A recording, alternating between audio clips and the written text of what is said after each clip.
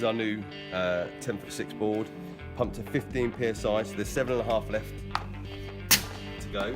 But we're not going to put that in. I just want to prove a point to you because we've had a new design, so 6-inch rails now, and it's made with fusion material. So instead of it being 2 layers glued, it's heat welded together. So it helps with rigidity, it helps with strength as well.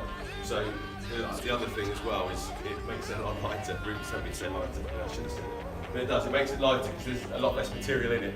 So again, we are now, I'm 6'2". Ready? So how far apart are these trestles? They're about 7 foot apart. Shouldn't be that far apart, should be a lot closer together. Surprised you didn't fall asleep then on the floor. Ready? No, that's not bad, is it? 90 kilos, 15 psi, 7.5 psi to go. But that is me bang in the middle at 7 foot apart, those trestles. So now, just to give the board a little bit of credit, put the trestles about 6 foot apart.